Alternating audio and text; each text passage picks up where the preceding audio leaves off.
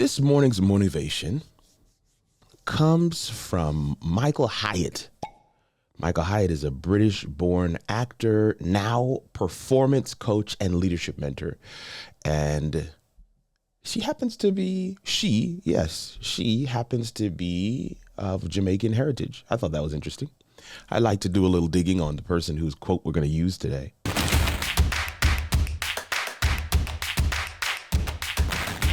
Definitely somebody who I recommend you check out, Michael Hayatt. She says, the busier you are, the more intentional you need to be. Yeah. I can hit the button right now. The busier you are, the more intentional you must be. Let's deal with the two halves of the quote, right? The busier you are. So here's your first question. Okay. First question. Are you busy? No. I mean that for real. Come on and talk to me. Are you busy? Hey, Ted, are you busy? Are you busy? You know, as you think about your schedule, are you busy? And maybe some of you are trying to, figure out, do I fit in that category? What is the box? Can you give me some parameters? I'll help you. Merriam-Webster says there are two definitions. Having a great deal to do. Busy. Having a great deal to do. That's the first definition. The second one was to keep occupied. Busy, but to keep occupied. They put it in a sentence saying she busied herself. Keep occupied kind of denotes that I am making myself busy. Whereas that first definition says having a great deal to do, meaning I am just busy. It's not by anything that I've wanted to do on my own. It's just the way life has stacked up. So what does your day look like? Your week, your month? Have you looked at your quarter? Have you looked at the year? Is it busy? What is the lead time you need for each project, for each thing that's on your calendar? If you have something on the calendar in April, can you just work on it in April? Like I have a speaking engagement coming up next month that I had to turn in 3 points for, and the session topic and blurb already.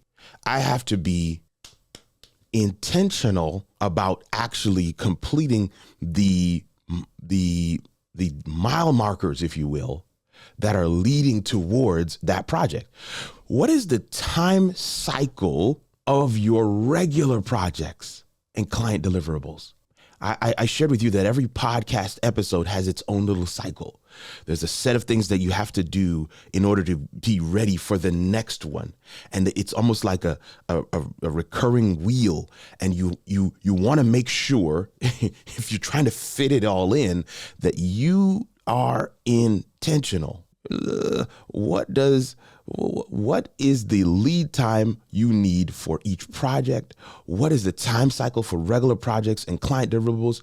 How much are you doing? Do you feel things are at a frenetic pace, or are you on the other side of the definition? I see you on the other side. Well, maybe you're saying, the stuff I'm doing is just stuff I've self-assigned. Stuff I'm doing is me keeping myself occupied. The stuff I'm doing is me making myself busy. And if so, are the things you're occupying yourself with beneficial? I remember when we were getting ready to hire our first virtual assistant, and we did the interviews, we did the posting. We did a number of, we had a coach that was walking us through a process to find someone off of Upwork and then, there's some things that they stepped us through to ensure that this person was somebody that not only we could work with, but we could grow with. There's a whole hack there that you'll have to hit me up on another time.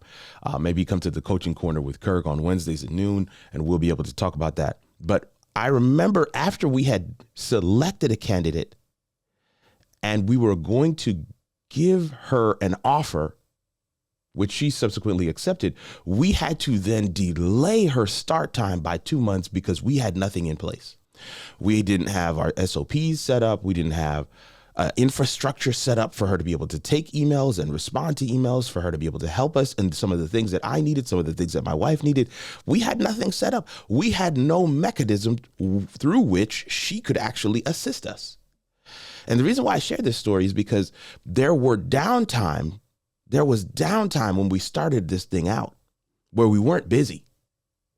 We were busying ourselves with things that were not enriching us, with things that weren't going to benefit us later. We weren't learning things. We did not take time to set up the standard operating, to take the process out of my mind, put it on paper so that somebody could help me follow that thing through to success. So even in the occupied busyness, you want to make sure that is enriching you.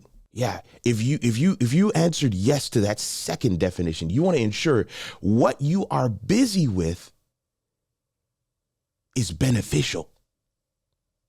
I started my YouTube journey as a means of being accountable for my weight loss. But there are things I learned in the rhythm of posting a video to YouTube every day for 60 days that I still use to this day. It was busy work. It was occupying work that benefited me. Take a stock of what is on your week, your day calendar or agenda, on your quarter, month, your year. What are you engaged with? And if it is occupying work, make sure that it's going to benefit you. But for those who are truly busy, I'm talking about you're looking at the calendar and it's stacked and you're thankful for the busy. But here's the realization. You have too much to do to leave it up to chance. Memory.